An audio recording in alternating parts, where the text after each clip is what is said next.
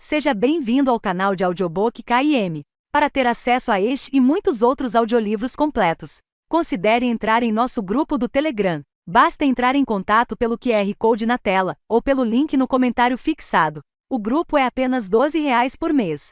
E você pode pedir qualquer audiolivro que fazemos.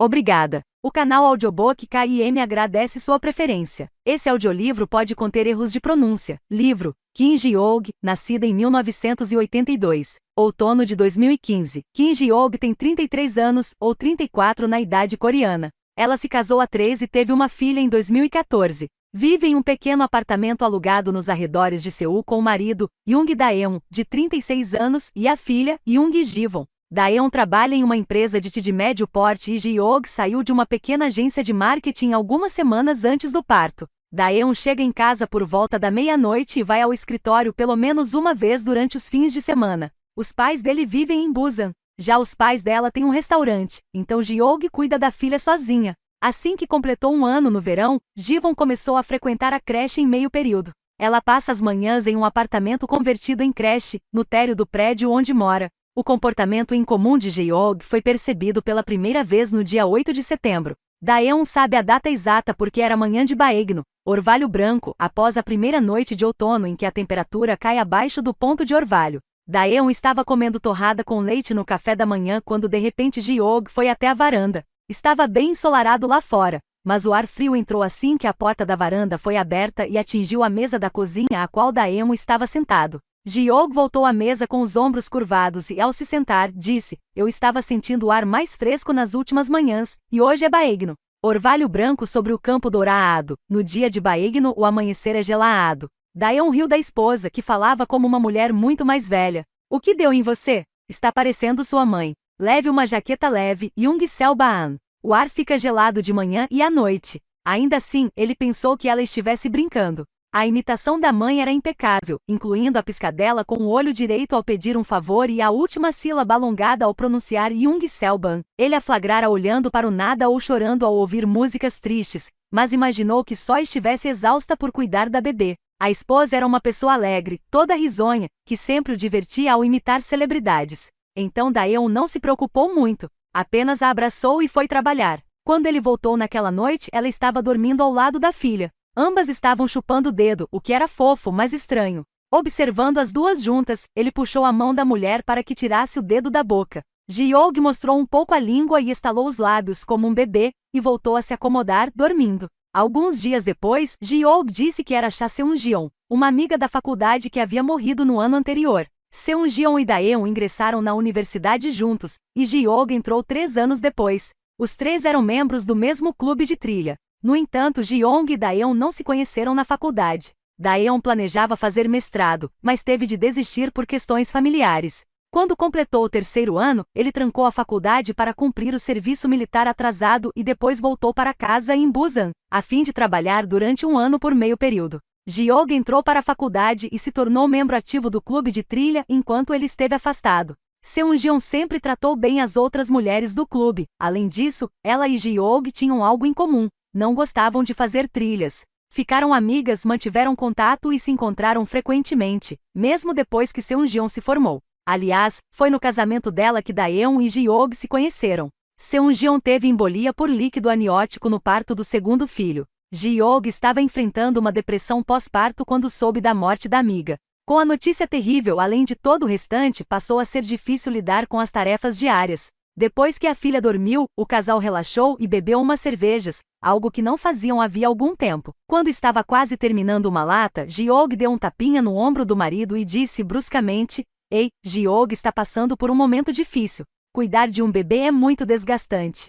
Sempre que puder, você deveria dizer a ela: você está se saindo muito bem. Está se esforçando tanto. Reconheça o seu esforço. Você está em projeção astral, querida? Tudo bem. Sim, você está se saindo muito bem, Ji-young. Sei que está passando por um momento difícil. Reconheço o seu esforço e amo você." Daeun apertou a bochecha dela com carinho, mas Ji-young afastou a mão dele, irritada. "Você ainda me vê como a Cha Seung-jeon de 20 anos toda apaixonada?" Que tremeu como uma folha no meio do verão ao confessar seus sentimentos. O coração de Daeun parou. Fazia quase 20 anos que aquilo tinha acontecido. No meio do dia, no meio do verão, no meio do campo de atletismo da universidade, a muitos metros de um pontinho minúsculo de sombra, o sol escaldante caía sobre eles. Ele não se lembrava de como haviam parado ali, mas dera de cara com Seung-jeon, que de repente revelou que gostava dele. Ela gostava dele, tinha sentimentos por ele, foi o que disse, o suor escorrendo, os lábios tremendo, gaguejando. Daeon a encarou desconsolado, e ela percebeu na hora. Ah, você não sente o mesmo por mim. Entendi. Esqueça o que eu falei. Esqueça que isso aconteceu. Vou continuar tratando você do mesmo jeito, como se nada tivesse acontecido. E ela correu pelo campo e desapareceu. De fato, continuou tratando-o como antes, como se nada tivesse acontecido. Tão despreocupada que Daeon se perguntou se aquela declaração não tinha sido uma alucinação causada pela exposição ao sol. Nunca mais pensou naquele dia. E agora sua esposa trazia o episódio à tona. Uma cena de uma tarde ensolarada quase 20 anos antes, sobre a qual apenas 2 pessoas no mundo sabiam. Ji-young, foi tudo que Daeon conseguiu dizer. Talvez tenha murmurado seu nome outras 3 vezes. Ah, cara, pare de me chamar pelo nome dela. Eu já entendi, já sei. Você é um marido exemplar. Ah, cara, Cha Seung-jeon costumava dizer isso quando estava bêbada. Ele ficou de cabelo em pé e sentiu como se correntes elétricas percorressem seu couro cabeludo. Fingindo não ter se abalado, continuou pedindo a ela que parasse de brincadeira. Ji-young deixou a lata vazia sobre a mesa, foi até o quarto e se deitou ao lado da filha, sem escovar os dentes. Dormiu imediatamente. Daeon pegou mais uma cerveja e entornou. Aquilo era algum tipo de piada? Ela estava bêbada? Estava possuída por um espírito ou algo assim, como as pessoas na TV. Na manhã seguinte, Ji-young saiu do quarto massageando as têmporas. Não parecia se lembrar do que tinha acontecido na noite anterior. Por um lado, ele ficou aliviado ao pensar que ela apenas estava bêbada. Por outro, aquele era um comportamento assustador. Além disso, era difícil acreditar que ela havia ficado bêbada e apagado. Só tinha bebido uma latinha. O comportamento estranho surgia esporadicamente. Ela mandava mensagens de texto cheias de emojis que não costumava usar ou preparava pratos como seolleongan, uma tradicional sopa coreana, ou macarrão transparente, de que ela não gostava nem sabia fazer direito. Ji-young começava a parecer uma estranha para Daeon. Depois de todo aquele tempo das histórias que compartilharam, inúmeras como gotas de chuva, dos carinhos suaves e delicados como flocos de neve e da filha linda que se parecia com os dois, a esposa com quem tinha se casado havia 3 anos, após 2 anos de um romance apaixonado, parecia outra pessoa. Então chegou o Chuseok, o feriado da celebração da colheita. Eles foram visitar os pais de Daeon em Busan. Daeon tirou a sexta-feira de folga, e os 3 saíram de casa às 7 da manhã e chegaram a Busan 5 horas depois. Almoçaram com os pais de Daeon, e ele, cansado da viagem longa, tirou um cochilo. Daeon e Ji-young costumavam se revezar ao volante em viagens longas, mas, desde que a filha nascerá, Daeon dirigia o tempo todo. A bebê se remexia, reclamava e choramingava sempre que a colocavam na cadeirinha, e Ji-young sabia melhor como mantê-la ocupada e feliz com brincadeiras e lanchinhos. Ji-young lavou a louça depois do almoço, fez uma pausa para o café e foi à feira com a sogra comprar comida para o Chuseok. Elas passaram a tarde fazendo a seolleongan, marinando a costela, preparando e escaldando as verduras a fim de temperar uma parte e congelar o restante, lavando frutos do mar para as panquecas e os bolinhos do dia seguinte. Então jantaram e lavaram a louça. No dia seguinte, Ji-young e a mãe de Daeon fizeram panquecas, fritaram bolinhos, ensoparam a costela e moldaram os bolinhos de arroz. A família comeu pratos típicos frescos e se divertiu. A filha Ji-won se sentia em casa nos braços e no colo dos avós, que cobriram a criança afetuosa de amor. O dia seguinte era Chuseok. O primo mais velho de Daeon era responsável pelos ritos ancestrais, então a família não tinha muito o que fazer naquele dia. Todos dormiram até mais tarde, tomaram um café da manhã com as sobras do dia anterior e terminaram de lavar a louça. Foi quando Soo-yoon, irmã mais nova de Daeon, chegou com a família. 2 anos mais nova que o irmão e 1 ano mais velha que Ji-young, Soo-yoon morava em Busan com o marido e os 2 filhos, assim como seus sogros. Como seu sogro era o mais velho dos irmãos homens, Soo-yoon sofria muita pressão durante as festas, pois devia preparar pratos para os ritos ancestrais e esperar os convidados. Ela dormiu assim que chegou. Ji-young e a mãe de Daeon prepararam mais seolleongan e arroz fresco, grelharam peixes e temperaram verduras e legumes para o almoço. Após lavarem a louça, Soo-yoon pegou uma sacola grande de presentes para Ji-won, vestidos de todas as cores, um tutu, presilhas de cabelo, meias rendadas e coisas do tipo. Soo-yoon colocou presilhas no cabelo de Ji-won e meias em seus pés, admirando a bebezinha. Eu queria ter uma filha. As filhas são as melhores. Enquanto isso, Ji-og servia pratos com maçãs e peras fatiadas, mas todos estavam tão satisfeitos que mal tocaram nas frutas. Quando ela apareceu com os bolinhos de arroz, Soo-yoon pegou um. Mãe, a senhora fez isso em casa? É claro que fiz. Mãe, quantas vezes eu tenho de dizer, não faça comida em casa. Eu ia falar isso antes, mas não prepare seu Leongan também. Compre as panquecas no mercado e os bolinhos de arroz na loja. Por que a senhora cozinha tanto se nem fazemos os ritos ancestrais aqui? A senhora está muito velha para isso, e é pesado para Ji-og. O rosto da mãe foi tomado pela decepção. Não é trabalho quando estamos alimentando nossa família. Os feriados servem para reunir, preparar os alimentos e comer juntos. Ela se virou para Ji-og e a colocou na berlinda. Foi pesado demais para você? Ao ouvir isso, a expressão de Ji-og se suavizou, suas bochechas coraram levemente e um sorriso acolhedor surgiu em seu olhar. Daeon ficou nervoso. Ji-og respondeu antes que ele pudesse mudar de assunto ou tirá-la dali. A senhora Jung. Para falar a verdade, minha pobre Ji-og fica exausta todo feriado. O tempo parou na sala. Era como se de repente eles se vissem sentados no topo de um enorme iceberg. Soo-yoon finalmente rompeu o silêncio, deixando escapar um suspiro longo e gélido que se dissolveu no ar.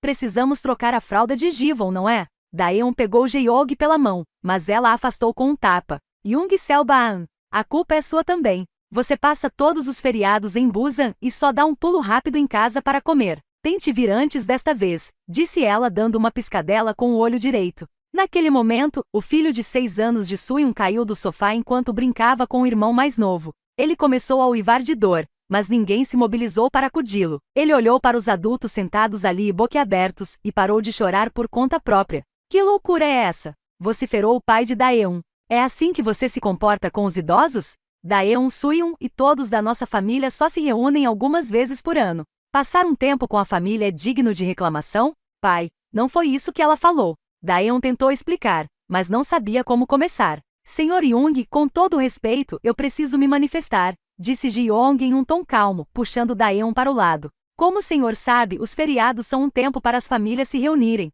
mas não apenas a sua. A minha também. Todos estão tão ocupados hoje em dia e é difícil para os meus filhos se reunirem também, a não ser nos feriados. O senhor deveria pelo menos deixar nossa filha vir para casa quando a sua vem visitá-lo. No fim, Daeon teve de cobrir a boca de Ji-og com a mão e arrastá-la de lá. Ela não está bem, pai. Vocês precisam acreditar em mim, mãe e pai. Soo-yoon também. Ela não está bem ultimamente. Depois eu explico tudo. Daeon colocou a esposa e a filha no carro tão rapidamente que elas nem tiveram tempo de abotoar os casacos. Dentro do veículo, Daeon encostou a cabeça no volante, esgotado. Enquanto isso, Ji-og cantava para a filha como se nada tivesse acontecido. Os pais dele nem saíram para se despedir. Apenas Soo-yoon apareceu carregando a bagagem do irmão e colocou-a no porta-malas. Ji-og está certa, disse Soo-yoon. Não temos pensado nela. Não briguem ou discutam por isso. Não fique bravo. Só diga que você agradece por tudo que ela faz e peça desculpas. Entendeu? Estou indo agora. Fale com o papai por mim. Daeon não estava bravo, estava confuso, triste e assustado. Daeon foi sozinho ao psiquiatra para falar sobre os sintomas de Ji-og e as opções de tratamento. Ele disse à esposa que não parecia estar ciente de sua condição, que tinha marcado uma sessão de terapia para ela uma vez que não estava dormindo bem e parecia estressada. Ji-og agradeceu, dizendo que andava mesmo se sentindo triste e irritada, e que suspeitava ser depressão pós-parto. Infância. De 1982 a 1994, Kim Ji-og nasceu no dia 1º de abril de 1982 em uma clínica obstétrica, em Seul. Mídia 50 centímetros e pesava 2,9 quilos. Nessa época, seu pai era funcionário público e sua mãe dona de casa. A irmã de Ji-og nascerá 2 anos antes e o irmão 5 anos depois. Em uma casa de cerca de 35 metros quadrados com 2 quartos, uma sala e um banheiro, Ji-og vivia com a avó, os pais e os 2 irmãos. A primeira lembrança que Ji-og tem da infância é de esconder o leite em pó do irmão. Ela devia ter 6 ou 7 anos. Era só leite em pó, mas era tão saboroso que Ji-og se sentava ao lado da mãe quando ela estava preparando a mamadeira para o irmão, lambia o dedo e o passava no pozinho que caía no chão. A mãe às vezes inclinava a cabeça de Ji-og para trás, pedia que ela abrisse a boca e despejava uma colherada daquele pó rico, doce e com um toque de nozes. O leite em pó se misturava à saliva, formando uma massa grudenta, e ficava macio como caramelo antes de deslizar pela garganta, deixando uma sensação estranha na boca que não era nem seca nem amarga. Kobo Onson, a avó que morava com eles, detestava a ideia de Ji-og comer o leite em pó do irmão. Quando flagrava a neta pegando uma colherada, ela batia na nuca da menina com tanta força que o pó explodia pela boca e pelo nariz. Kim Eun-yeon, irmã mais velha de Jae-young, nunca mais comeu o leite em pó depois que foi advertida pela avó. Você não gosta do leite em pó? Gosto. Então por que nunca come? Ele fede. O quê? Eu não quero aquele leite em pó fedido. De jeito nenhum. Jae-young não entendia o que ela queria dizer com aquilo, mas sabia como ela se sentia. A avó não as repreendia apenas porque as duas eram muito velhas para o leite em pó ou porque tinha medo de que não sobrasse o suficiente para o bebê. A combinação de tom de voz, expressão, inclinação da cabeça, posição dos ombros e respiração enviava uma mensagem que era difícil de resumir em uma frase, mas, se Jae-young tentasse, seria algo assim: como você ousa pegar uma coisa que pertence ao meu precioso neto? O neto e as coisas do neto eram valiosas e deviam ser bem cuidadas. Ela não deixava que qualquer um tocasse nelas, e Jae-young ficava abaixo desse qualquer um. Eun-yeon provavelmente tinha a mesma impressão. Era bem estabelecido que o arroz fresco deveria ser servido na ordem pai, irmão e avó e que pedaços perfeitos de tofu e bolinhos eram do irmão, enquanto as garotas deveriam comer os que se despedaçavam. O irmão tinha pauzinhos, meias, cerolas e mochila e lancheira que combinavam, enquanto as garotas se contentavam com o que houvesse de disponível. Se havia 2 guarda-chuvas, as garotas dividiam. Se havia 2 cobertores, as garotas dividiam. Se havia 2 doces, as garotas dividiam.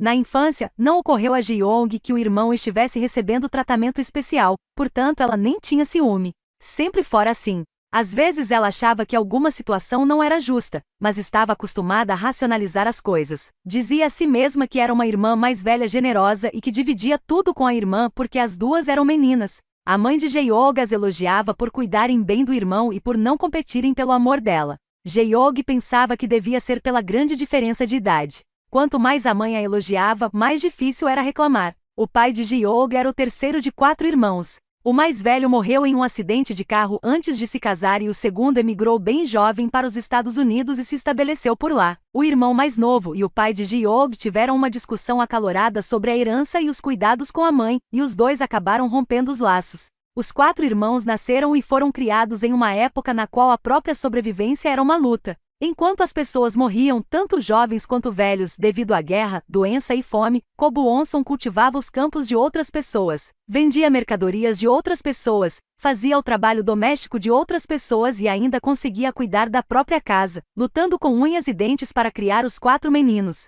O marido, um homem de pele clara e mãos macias, nunca trabalhou. Ko Bu-onson não se ressentia do marido por não ter a capacidade ou a vontade de sustentar a família. Ela acreditava piamente que ele era um marido decente por não se deitar com outras mulheres e não bater nela. Dos 4 filhos que criou assim, o pai de Jae-young foi o único que cuidou da mãe quando ela envelheceu. Desprezada pelos outros, Ko Bu-onson aceitou a triste ingratidão com uma lógica incoerente. Ainda assim, como a comida quente que meu filho preparou para mim e durmo sob as cobertas quentes que meu filho arrumou para mim porque tive 4 filhos. É preciso ter pelo menos 4 filhos. Omizo, a esposa do filho, era quem preparava a comida quente e estendia as cobertas quentes para ela, não o filho, mas Ko Bu-onson costumava dizer isso a si mesmo. Considerando a vida que tinha levado e relativamente carinhosa com a nora, comparada a outras sogras de sua geração, ela dizia do fundo do coração, pelo bem da nora: você deveria ter um filho. Você precisa ter um filho. Você precisa ter pelo menos 2 filhos.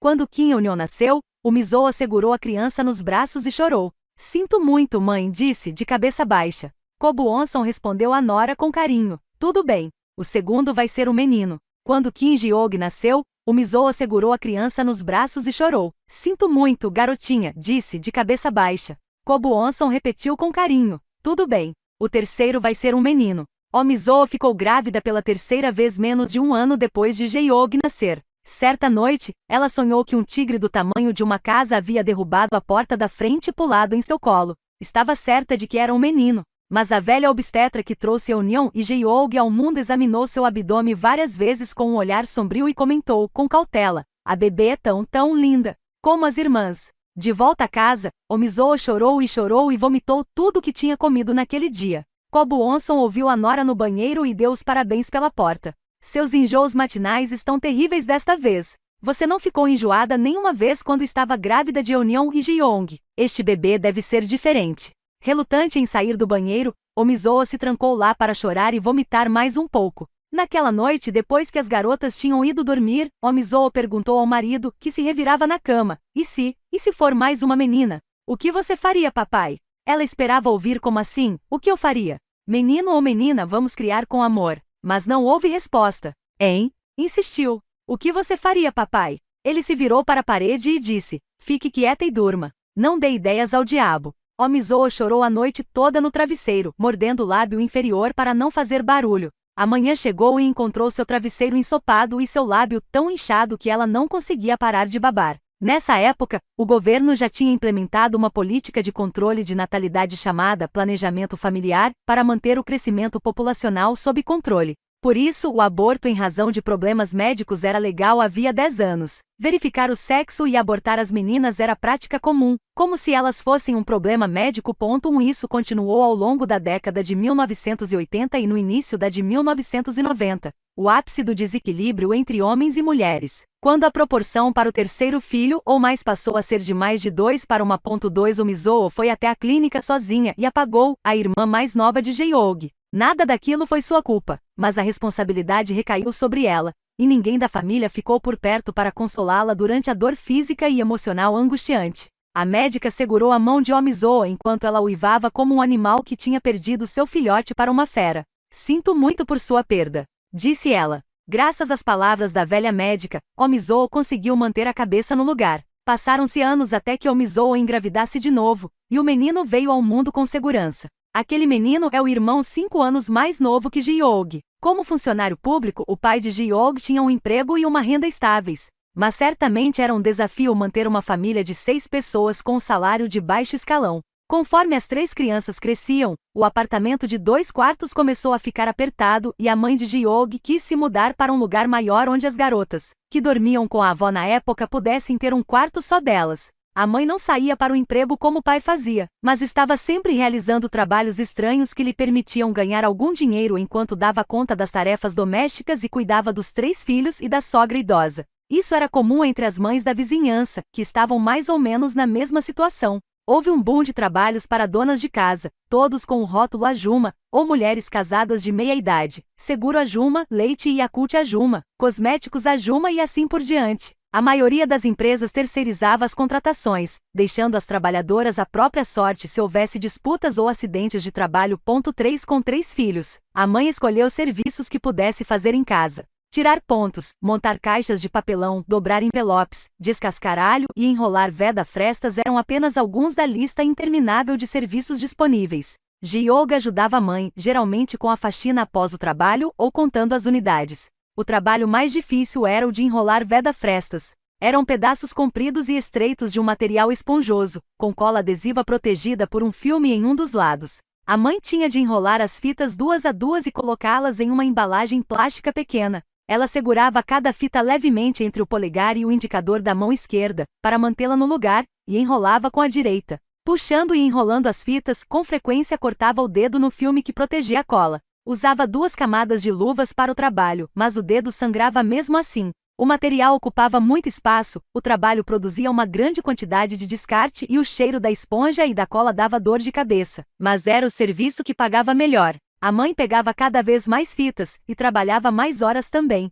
O pai com frequência chegava do trabalho e encontrava a mulher ainda enrolando veda-frestas. Jeong e Eunyeon, que estavam na escola primária na época, ficavam sentadas na sala, algumas vezes à toa e outras fazendo o dever de casa ou ajudando a mãe, enquanto o irmãozinho se divertia rasgando pedaços da esponja e da embalagem plástica. Nos dias em que ela tinha muito trabalho, a família empurrava a ilha de veda-frestas para o lado e jantava ali mesmo. Um dia, ao chegar do escritório mais tarde que o habitual, o pai encontrou as crianças ainda rolando em meio aos veda-frestas e reclamou pela primeira vez: "Você precisa mesmo deixar essa coisa fedida e empoeirada perto das crianças?" As mãos e os ombros ocupados da mulher pararam de repente. Ela se arrastou pelo chão, guardando as fitas já embaladas em caixas. O marido se ajoelhou para ajudá-la a colocar esponjas e pedaços de papel em um saco plástico grande. "Eu queria poder dar uma vida mais fácil a você. Me desculpe", disse, deixando escapar um suspiro pesado. Uma sombra enorme pareceu crescer sobre ele e então dissipar-se.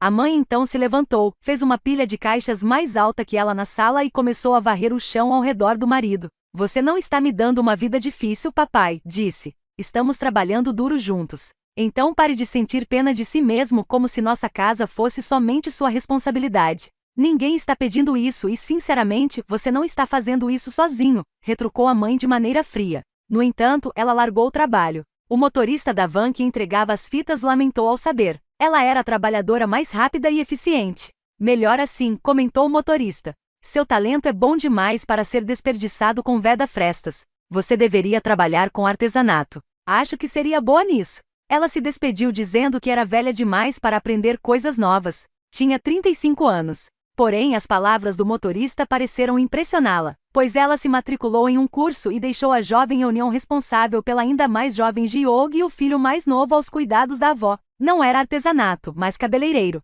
Ela nem se incomodou com licenças. Não é preciso licença para cortar cabelo, argumentou. Assim que aprendeu algumas técnicas simples como cortar cabelo e fazer permanente, começou a atender crianças e idosos da vizinhança por um preço baixo. A notícia se espalhou. A mãe era mesmo talentosa e tinha um tino natural até então desconhecido para os negócios. Depois do permanente, as senhoras ganhavam uma maquiagem simples com delineador e batom. Ela também oferecia um corte rápido para o irmão mais novo ou a mãe depois de cortar o cabelo de uma criança. Descobriu quais produtos eram usados no salão do bairro e passou a comprar um produto um pouco mais caro de propósito. Lia o rótulo das embalagens para as senhoras, destacando cada palavra, viu só? Novo. Sem irritação. Fórmula. Com extrato de ginseng. Nunca comi ginseng na vida, mas estou tratando seu cabelo com ele. A mãe guardava cada centavo que ganhava e não pagava nenhum imposto. A dona do salão do bairro tentou arrancar uma mecha do cabelo dela por ter roubado suas clientes, mas a mãe era uma residente nativa com uma boa reputação. As clientes ficaram do lado dela. Depois, a clientela acabou se dividindo naturalmente e o salão e a mãe puderam manter seus negócios sem que um atrapalhasse o outro. Omizo, mãe de Jae-young, é a quarta de 5 filhos, 2 meninos, 2 meninas e um menino, nessa ordem. Todos os 5 cresceram e saíram de casa. A família cultivava arroz e viveu bem por gerações, mas o mundo estava mudando. Tradicionalmente agrícola, a Coreia estava se industrializando rapidamente.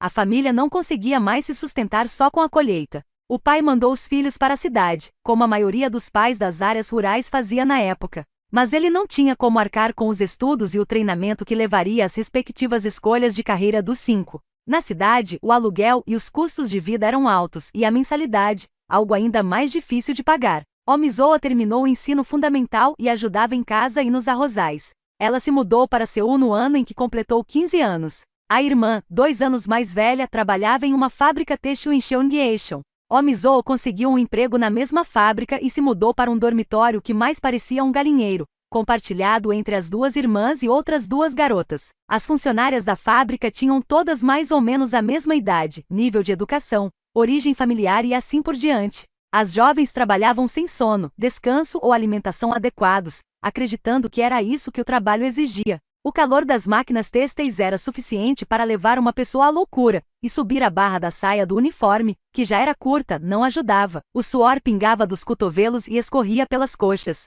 Muitas tinham problemas respiratórios por causa das colunas de pó que às vezes obscureciam sua visão. Os salários inacreditavelmente parcos em troca do trabalho ininterrupto, movido por pílulas de cafeína que causavam icterícia, eram destinados a pagar os estudos dos irmãos homens. Naquela época as pessoas acreditavam que era responsabilidade dos filhos homens levar honra e prosperidade para a família e que a prosperidade e a felicidade da família dependiam do sucesso deles. As filhas sustentavam os irmãos homens com prazer. 4 O irmão mais velho de Omizoa estudava medicina em uma universidade federal nos arredores de Seul e trabalhou no hospital universitário de sua alma mater por toda sua carreira.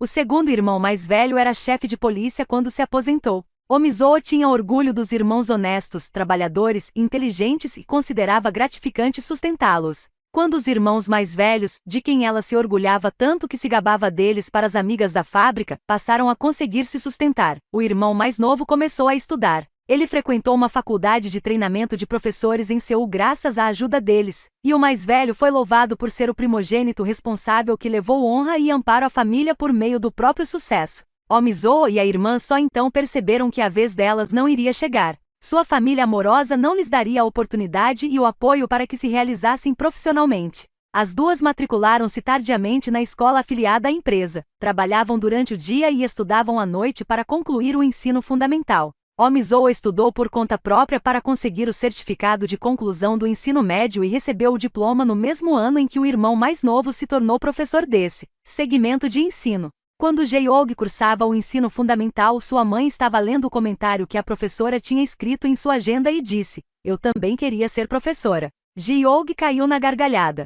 Ela achou a ideia absurda porque até então acreditava que as mães só podiam ser mães. É verdade. No ensino fundamental, eu tirava as melhores notas de todos os 5 irmãos. Era melhor do que seu tio mais velho. Então por que não virou professora? Tive de trabalhar para pagar os estudos dos meus irmãos. Era assim com todas. Todas as mulheres viviam assim na época. Por que não vira professora agora? Agora tenho de trabalhar para pagar os estudos de vocês. É assim com todas. Todas as mães vivem assim hoje em dia. Suas escolhas de vida. Ser mãe de Kim Ji-young. Omizoa estava começando a se arrepender. Ji-young se sentiu como uma pedra pequena, mas pesada e sólida, segurando a cauda comprida da saia da mãe. Isso a deixou triste. A mãe percebeu e passou a mão com carinho nos cabelos despenteados da filha. Durante o ensino fundamental, Ji-young frequentava uma escola grande que ficava a 20 minutos a pé seguindo por vielas sinuosas. Cada série tinha entre 11 e 15 turmas, com 50 alunos em cada. Antes de Jae-young entrar, a escola tinha sido obrigada a separar as primeiras séries entre manhã e tarde para acomodar todo mundo. Aquela foi a primeira experiência social de Jae-young, uma vez que ela não frequentou o jardim de infância, e no geral ela se saiu bem. Após um período de adaptação, Eunyeon ficou responsável por levar Jae-young à escola. Eunyeon conferia o cronograma todas as manhãs e guardava os livros, os cadernos e a agenda da irmã, além de encher o estojo de Princesa Fada com uma borracha e 4 lápis que não estivessem nem apontados demais nem sem ponta. Nos dias em que Jae-young precisava de materiais extras, Eunyeon pedia dinheiro à mãe e comprava os itens na papelaria ao lado do portão da escola. Jae-young ia e voltava sem desviar do caminho, ficava sentada em sua carteira durante a aula e não fazia xixi na calça. Ela anotava os avisos diários na agenda e às vezes tirava nota máxima nos testes de ditado. O primeiro obstáculo de sua vida escolar foram as brincadeiras do colega de carteira, que muitas garotas vivenciavam. Para Jae-young parecia mais assédio ou violência, e não havia nada que ela pudesse fazer além de chorar para a mãe e Eunyeon. Elas não ajudavam muito. Eunyeon dizia que os meninos eram imaturos e que Jae-young deveria ignorá-los. E a mãe repreendia Jae-young por chorar e reclamar de um colega que só estava provocando porque queria brincar. Um dia, o colega começou a bater nela. Na hora de sentar na fila, ao pegar a mochila, ele batia no ombro dela como se fosse um acidente. Ao vê-la caminhar pelo corredor, ele entrava no caminho dela e se chocava com força contra seu braço. Pegava sua borracha, seu lápis ou sua régua e não devolvia. Quando ela pedia de volta, ele jogava o objeto no outro lado da sala, se sentava em cima ou jurava que não tinha pegado. Quando ela parou de lhe emprestar as coisas, ele começou a tirar sarro do modo como ela se vestia e das palavras que falava errado e a esconder sua mochila e seus sapatos tão bem que ela demorava um tempão para encontrar. Certo dia, no início do verão, Jae-young tirou os sapatos durante a aula para refrescar os pés suados quando o colega de repente chutou um dos calçados com força. O objeto saiu voando pelo corredor até o tablado na frente da sala. As crianças caíram na gargalhada, e a professora ficou vermelha de indignação. "De quem é este sapato?" gritou a professora, batendo com o punho cerrado na mesa. Jae-young não conseguiu falar. Estava com medo e, embora fosse seu sapato, esperava que o colega que o chutara se denunciasse. Mas ele também devia estar com medo, pois manteve a cabeça baixada. "E então? Fale, ou eu vou ter de verificar os sapatos de todos."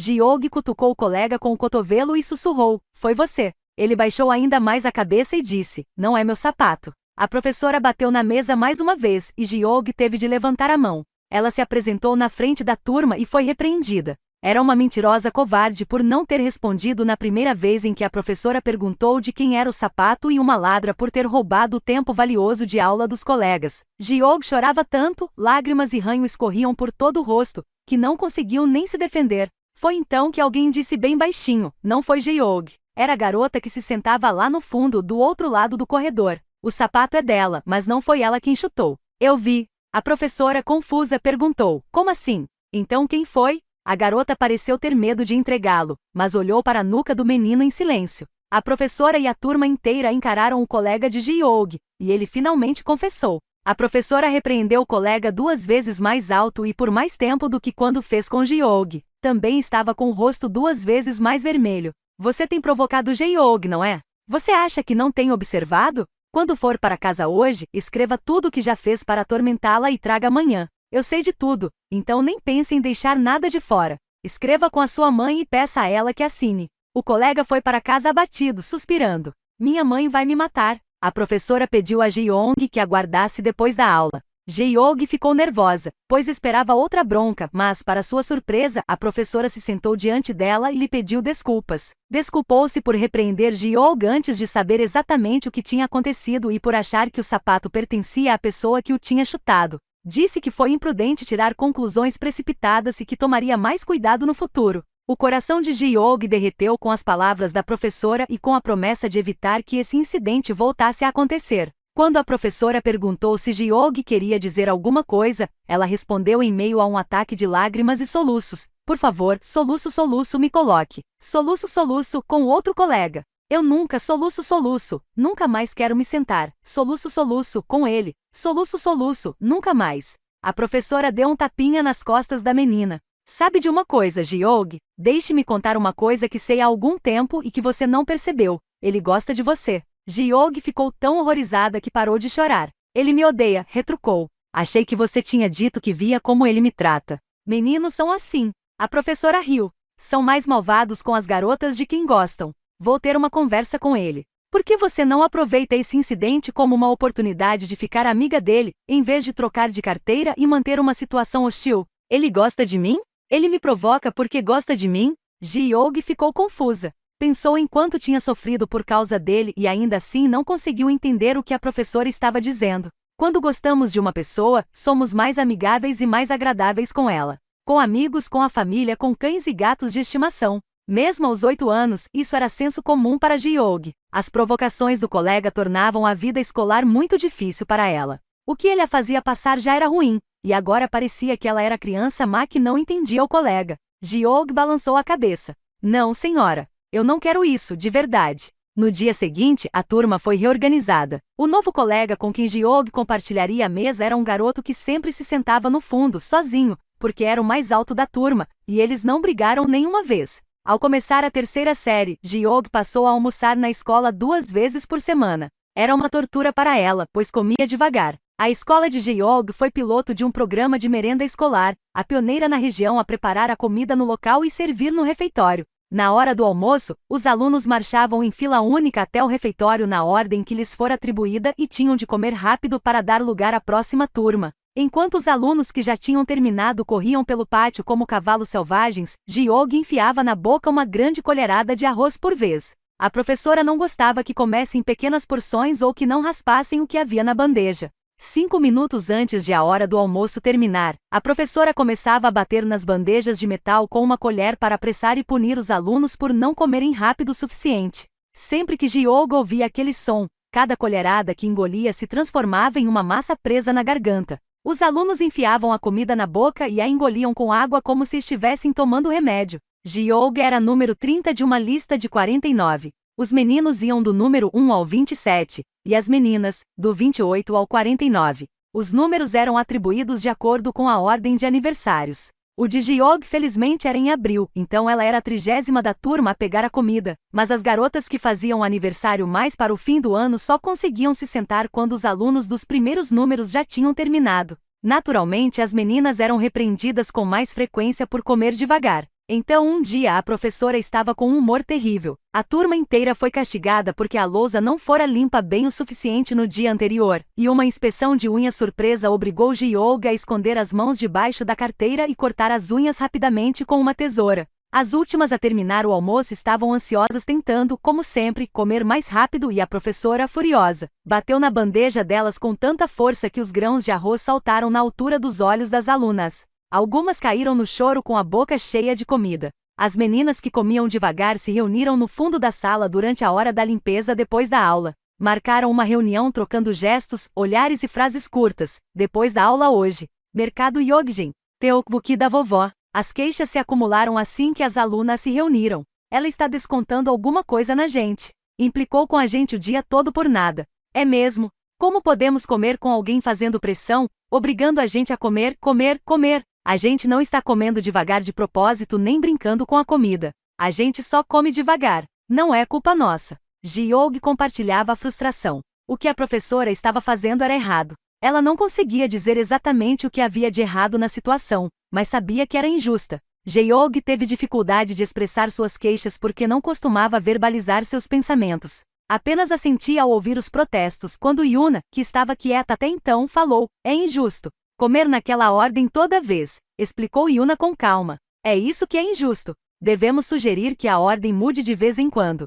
Sugerir à professora? Por acaso é permitido pedirmos algo assim à professora? Perguntou-se Jae-young brevemente, mas achou que Yuna seria capaz disso. Yuna ia bem na escola, e sua mãe era chefe do conselho. Durante o horário reservado para a conversa da turma, sexta-feira, Yuna levantou a mão e deu a ideia. "Gostaria de sugerir alteração da ordem em que almoçamos." Yuna manteve os olhos fixos na professora e argumentou com calma e clareza. Pegar a comida na ordem que tinham recebido significava que os alunos com os últimos números recebiam a comida depois, então não tinham como evitar terminar de comer também depois. Comer sempre nessa ordem ascendente era injusto com os alunos que ficavam por último. A ordem deveria mudar periodicamente. A professora manteve um sorriso estampado no rosto, especialmente os cantos da boca que começavam a tremer. A tensão na sala era palpável. Jae-young estava com tanto medo por Yuna que suas pernas se sacudiam. A professora encarou Yuna por um instante, abriu mais o sorriso e disse: "A partir da próxima semana, vamos comer na ordem inversa. Vamos trocar todo mês." As garotas que tinham recebido os últimos números comemoraram. A ordem em que entravam no refeitório mudará, mas não a atmosfera nos corredores. A professora ainda não suportava aqueles que comiam devagar, advertia-os com severidade suficiente para que tivessem indigestão e, das 6 garotas que se reuniram no tteokbokki da vovó naquela tarde, 2 continuaram no grupo das que comiam devagar. Mudar a ordem não fez muita diferença para Jae-young, uma vez que era número 30 de 49, mas por algum motivo ela sentia que ficar para trás seria uma derrota. Então perseverou, conseguiu comer mais rápido e sair do grupo das lentas. Uma pequena sensação de realização foi a recompensa. Elas tinham enfrentado uma figura de autoridade absoluta e corrigido uma injustiça. Era uma experiência valiosa para Yuna, Jae-young e as garotas que costumavam ficar por último. Elas desenvolveram confiança e um olhar levemente crítico, mas ainda assim não conseguiam entender por que os meninos eram os primeiros da lista. O número 1 era um garoto. Tudo começava com os garotos, e isso parecia ser o natural, o certo. Os meninos entravam na fila primeiro, os meninos lideravam qualquer caminhada, independentemente do destino aonde estivessem indo, os meninos se apresentavam primeiro. Os meninos tinham a lição de casa corrigida enquanto as meninas esperavam por sua vez em silêncio, entediadas, às vezes até aliviadas por não serem as primeiras, mas sem nunca cogitar que se tratava de uma prática estranha. Exatamente como nunca questionamos por que a identidade dos homens começa com o número 1 e a das mulheres com o número 2. Os monitores das turmas eram escolhidos por eleição direta a partir da 4ª série. As eleições aconteciam uma vez por semestre e todas as 6 vezes, da 4ª à 6ª série, a turma de Jae-young elegeu um monitor do sexo masculino. A maioria dos professores escolhia cerca de 5 ou 6 garotas inteligentes para realizar pequenas tarefas por eles, corrigir testes e a lição de casa. Eles tinham o costume de dizer que as meninas são mais inteligentes. Os alunos também achavam que elas eram mais inteligentes, mais maduras e melhores em trabalhos detalhados, mas de alguma forma sempre eram eleitos monitores de turma do sexo masculino. Não só na turma de Jae-young. Na época definitivamente havia mais monitores meninos. Logo que Jae-young entrou no 2º ciclo do ensino fundamental, sua mãe leu um artigo no jornal que achou surpreendente. Aqui diz que muitas garotas são monitoras de turma hoje em dia. Mais de 40%.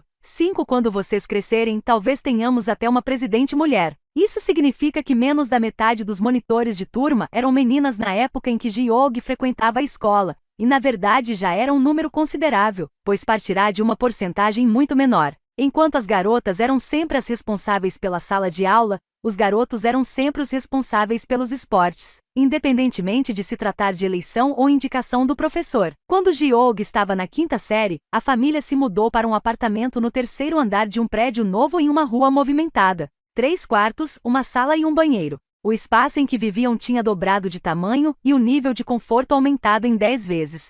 Era resultado de uma economia rigorosa e de um investimento cuidadoso dos ganhos tanto do pai quanto da mãe. A mãe estudava as taxas de juros e os benefícios de vários planos de investimento e aplicava em planos de previdência privada coletiva, habitação populacional, renda fixa e títulos de pagamento periódico com alguns benefícios especiais. Os maiores retornos vinham de fundos privados coletivos que ela organizava com vizinhos confiáveis. Mas quando os parentes, inclusive a irmã, sugeriam organizar ela logo recusava. Parentes de sangue que moram longe são os menos confiáveis. Não quero perder dinheiro e me ressentir disso. A casa anterior era uma mistura esquisita de tradição e modernidade, resultado de anos de reformas parciais. A sala de jantar e estar, que antigamente era um pequeno pátio, não tinha piso aquecido e o que seria o banheiro, perfeitamente azulejado, não continha pia ou banheira, apenas uma torneira na parede. A família precisava encher uma bacia de plástico e pegar a água com uma concha para lavar o rosto, o cabelo e o corpo. O vaso sanitário moderno ficava num espaço apertado separado, perto da porta. O apartamento novo tinha calefação em todos os cômodos e áreas comuns, e o banheiro todo ficava do lado de dentro. Então eles não precisariam mais calçar os sapatos para fazer as necessidades quando estivessem em casa. E as garotas tinham um quarto só para elas. O quarto principal era dos pais e do filho mais novo, o segundo maior, das garotas e o menor, da avó. O pai e a avó sugeriram que as garotas compartilhassem o quarto com a avó e deixassem que o menino tivesse um só para ele, mas a mãe foi firme. Argumentou que a avó era muito velha para compartilhar um quarto com as garotas, que precisava de um espaço só dela para cochilar e ouvir rádio e sutras budistas. Para que ele precisa de um quarto? Indagou a mãe. Não está nem na escola ainda. Vai vir correndo para o nosso com o travesseiro toda noite mesmo. Você quer dormir sozinho ou com a mamãe? O menino de 7 anos insistiu com vigor que nunca jamais dormiria sem a mamãe, e que não precisava de um quarto. As garotas ficaram com um só para elas, conforme o plano da mãe. A mãe tinha reservado um dinheiro, sem contar ao pai, para mobiliar o cômodo delas. Colocou 2 conjuntos novos de mesa e cadeira perto da janela ensolarada e um armário novo com estante para livros em uma das paredes, e deu a cada uma um jogo de cama novo. Na parede oposta pendurou um mapamundi grande. Estão vendo aqui? É Seul. É só um pontinho. Um pontinho. Todos nós moramos nesse pontinho minúsculo e apertado. Talvez vocês não cheguem a conhecer tudo, mas quero que saibam, há um mundo enorme lá fora. 1 ano mais tarde, a avó morreu e o garoto herdou o quarto dela. Mas continuou agarrando o travesseiro e correndo para dormir nos braços da mãe por muitos anos depois disso. Adolescência, de 1995 a 2015, Og frequentava uma escola que ficava a 15 minutos a pé de casa. A irmã mais velha, Kim Eun-yeon, estudava na mesma instituição, que era só para meninas na época em que ingressara. Até a década de 1990, o desequilíbrio das taxas de nascimento ainda era um problema sério na Coreia. Em 1982, ano em que Ji-ok nasceu, nasceram 106,8 meninos para cada 100 meninas, e a diferença aumentou gradualmente, alcançando 116,5 meninos para cada 100 meninas em 1990.6. Acredita-se que a proporção natural de nascimentos fique de 103 a 107 meninos para cada 100 meninas. A quantidade de alunos do sexo masculino já era alta e obviamente estava aumentando, mas não havia escolas suficientes para acomodá-los. Escolas mistas já tinham 2 vezes mais turmas de meninos do que de meninas, mas o desequilíbrio entre os gêneros era um problema. Além disso, não fazia sentido que os alunos fossem encaminhados a escolas para meninas e escolas para meninos longe de casa, sendo que havia instituições de ensino mais próximas. A escola se tornou mista no ano em que Ji-ok passou a frequentá-la, assim como todas as outras da região nos anos seguintes. Era uma escola típica, simples, decadente, pública. O campo era tão pequeno que a pista de 100 metros precisou ser traçada em uma diagonal, e o reboco das paredes caía com frequência. O código de vestimenta era rígido, principalmente para as meninas. De acordo com Eun-yeon, ficará mais rígido quando a escola se tornou mista. A saia tinha de ser comprida o suficiente para cobrir os joelhos e larga o suficiente para esconder os contornos dos quadris e das coxas. Como o tecido fino e branco da camisa de verão era bastante transparente, era obrigatório que usassem uma segunda pele de gola redonda por baixo. Nada de alcinhas, nada de camisetas, nada de cores, nada de rendas, e usar só um sutiã por baixo da camisa era proibido. No verão, as garotas tinham de usar meia calça com meias brancas e no inverno, apenas meia calça preta. Não eram permitidas meias calças transparentes ou meias. Nada de tênis, apenas sapatos sociais. Usar apenas meia calça e sapato social no inverno fazia os pés de Ji-ok ficarem tão gelados que a vontade dela era chorar. Para os meninos, a calça não podia ser justa ou larga demais, mas o resto do traje era praticamente livre. Os meninos usavam segunda pele, camiseta branca e às vezes camiseta preta ou cinza. Quando estava quente, os meninos abriam alguns botões e perambulavam só de camiseta no horário do almoço ou no intervalo das aulas. Podiam usar sapatos sociais, tênis, chuteiras ou tênis de corrida. Uma vez, uma aluna que foi parada no portão por calçar tênis reclamou que era injusto permitir camisetas e tênis apenas para os meninos. O inspetor explicou que os meninos eram mais ativos fisicamente. Os meninos não conseguem ficar 10 minutos sentados entre uma aula e outra. Eles correm e jogam futebol, basquete, beisebol ou até maltubakji. Não podemos esperar que crianças assim abotoem a camisa até o pescoço e usem sapato social. Você acha que as meninas não praticam esportes porque não querem? Não podemos praticar esportes porque é desconfortável fazer isso de saia, meia calça e sapato social. Quando estava na escola primária, em todos os intervalos eu saía para brincar de pique, pular amarelinha ou pular corda. Como punição pela violação do código de vestimenta e pela resposta malcriada, a aluna teve de dar voltas no campo da escola em posição de agachamento. O inspetor mandou que ela segurasse a barra da saia para não mostrar a calcinha, mas a garota se recusou. A calcinha aparecia toda vez que ela dava um passo à frente agachada. O inspetor pediu que ela parasse depois de uma volta. Outra aluna chamada à coordenação por violação do código de vestimenta perguntou por que ela não segurou a barra da saia. Eu queria que o inspetor visse com os próprios olhos quanto essa roupa é desconfortável. O código de vestimenta oficial não mudou, mas em algum momento os professores e inspetores passaram a não repreender meninas que iam de camiseta e tênis. Havia um exibicionista infame que se mantinha à espreita, próximo ao portão da escola. Era um morador que aparecia no mesmo lugar e no mesmo horário havia anos. Às vezes ele aparecia de manhã cedo no caminho para a escola e fazia os alunos fugirem correndo horrorizados. Em dias nublados, ele se postava no terreno baldio que dava para as janelas da turma 8, só de meninas. Jeong estudava nessa turma na 8ª série. Quando as garotas descobriam que estavam naquela sala, elas estremeciam horrorizadas e depois riam sozinhas. Era início de primavera e o novo semestre tinha começado havia pouco tempo. A chuva caía antes do amanhecer e uma névoa espessa pairava sobre a cidade por toda a manhã. Depois do terceiro período, durante o intervalo, uma garota que era conhecida como a valentona da turma gritou algo que parecia uma cantada ou uma comemoração pela janela do fundo da sala. Algumas das garotas menos comportadas correram até lá e gritaram: "Senhor exibicionista! Mais um! Mais um!"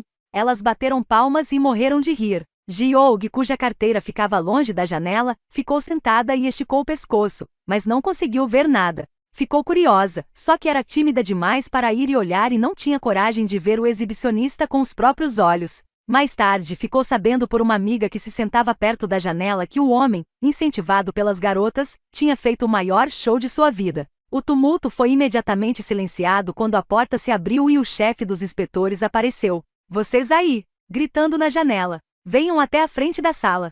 Todas vocês!" Todas que se sentavam perto da janela foram chamadas. As garotas protestaram: "Só estávamos sentadas em nossas cadeiras, nem gritamos, nem olhamos pela janela." Mas ele escolheu 5 e levou-as até a coordenação. Elas foram punidas e passaram o 4º período fazendo exercícios e escrevendo pedidos de desculpas. A valentona da turma, que voltou durante o horário do almoço, cuspiu pela janela. "Que inferno! Foi ele quem tirou a roupa. Os imbecis estão nos punindo em vez de pegar aquele pervertido. O que foi que a gente fez? Por que temos de pedir desculpas? Não fui eu que mostrei minhas partes." As garotas riram. A valentona cuspiu pela janela mais algumas vezes, ainda furiosa. As 5 garotas levadas à coordenação, que costumavam chegar atrasadas à escola, passaram a chegar antes de todos e a dormir durante todas as aulas da manhã. Parecia que estavam tramando alguma coisa, mas não estavam causando nenhum problema aparente, então os professores as deixavam em paz. Foi quando aconteceu. Como inimigos se encontrando em uma ponte, a valentona encontrou o exibicionista em um beco de manhã bem cedinho, e as 4 escondidas atrás dela o atacaram com cordas de varal e cintos, o amarraram e o arrastaram até uma delegacia próxima dali.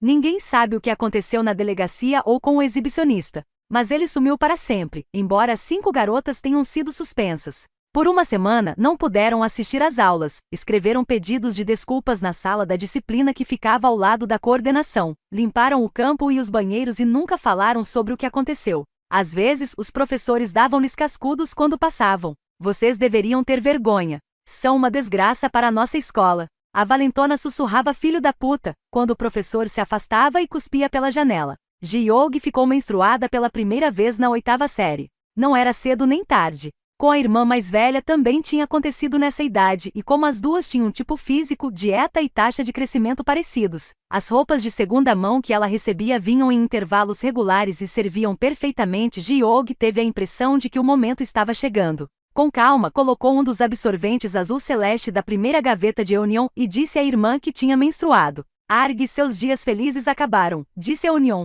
Ji-young não sabia se deveria contar ao restante da família e, se sim, o que dizer a eles. A irmã deu a notícia à mãe em nome dela. E foi isso. O pai disse que chegaria tarde, não havia arroz suficiente para todos, e a mãe e os 3 irmãos concordaram em preparar 3 pacotes de lamen para compartilhar e terminar com o arroz. Assim que uma panela grande e 4 tigelas foram colocadas na mesa de jantar, o irmão mais novo se serviu de uma grande porção. Ei, deixe um pouco para nós. Eunion deu-lhe um cascudo. E a mamãe deve se servir primeiro, não você. Eunion encheu a tigela da mãe de macarrão, sopa e um ovo e esvaziou metade da tigela do irmão. A mãe então deu seu macarrão para o filho. Mãe, gritou Eunion, só coma. Da próxima vez vamos preparar o lamen em panelas individuais e cada um vai ficar com a sua. Desde quando você se importa tanto comigo? Por que está tão preocupada com o lamen? E quem vai lavar todas essas panelas? Você? Sim, eu. Eu lavo e limpo muito aqui em casa. Guardo as roupas quando estão secas.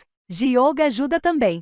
Só tem uma pessoa debaixo deste teto que nunca levanta um dedo. Eunion olhou fixamente para o irmão, e a mãe acariciou a cabeça do filho. Ele ainda é um bebê. Não, não é. Eu cuido da mochila, do material escolar e da lição de casa de Ji-young desde os 10 anos. Quando tínhamos a idade dele, limpávamos o chão, pendurávamos a roupa, preparávamos o lamen e fritávamos ovos sozinhas. Ele é o mais novo. Você quer dizer que ele é o filho homem. Eunion largou os pauzinhos com força e foi para o quarto pisando duro. A mãe suspirou a porta fechada com uma expressão dúbia, e Ji-young pensou que o macarrão ia ficar mole, mas não ousou comer. Se a vovó estivesse viva, ela teria dado uma bronca em Eunion. Uma garota batendo na cabeça de um homem. O mais novo comeu o lamen e resmungou. Ji-young deu-lhe mais um cascudo. A mãe não tentou consolar Eunion nem ficou brava, mas serviu mais uma concha de lamen na tigela de Ji-young. Coma bastante comida quente. E vista roupas quentes também. Uma das amigas de Ji-young recebeu um buquê de flores do pai quando menstruou pela primeira vez. Outra ganhou uma festa completa com bolo em família.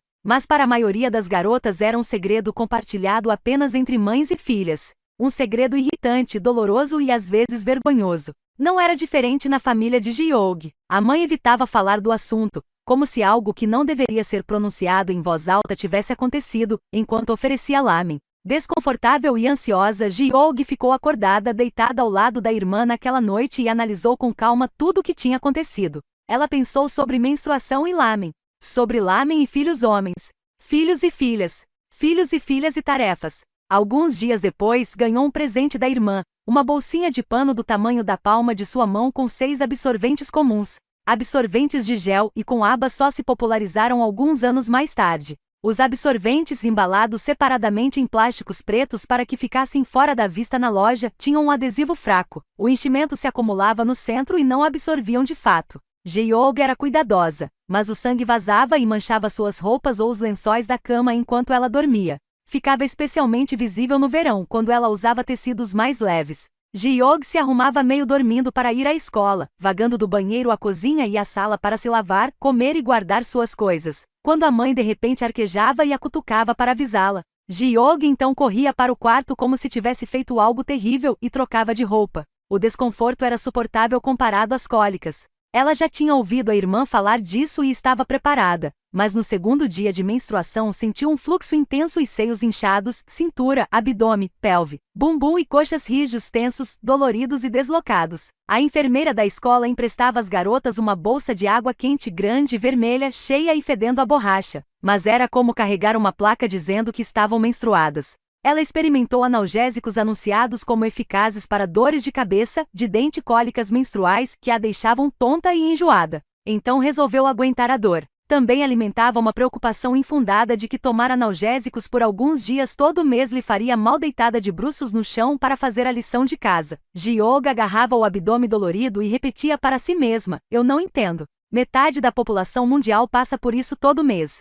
Se uma empresa farmacêutica desenvolvesse um medicamento eficaz específico para cólicas menstruais, não aquele remédio para dor que deixa a gente enjoada, ganharia uma fortuna. A irmã encheu uma garrafa plástica com água quente, enrolou-a em uma toalha e a entregou a ela. Você está certa. Em um mundo em que médicos podem tratar o câncer e fazer transplantes de coração, não existe um único remédio para aliviar as cólicas menstruais. A irmã apontou para a própria barriga. O mundo quer que nosso útero fique livre de drogas, como o terreno sagrado de uma floresta virgem. Georg abraçou a garrafa na barriga e gargalhou apesar da dor. No ensino médio, Kim Georg passou a frequentar uma escola para meninas que de ônibus ficava a mais ou menos 15 minutos de casa. Ela fazia aula extra de matemática em um cursinho preparatório famoso, a mais ou menos 30 minutos, e costumava frequentar uma área universitária a 1 hora de ônibus. Essa etapa significou uma expansão repentina de seu mundo social e geográfico, o que lhe ensinou que havia todo um mundo lá fora, cheio de pervertidos.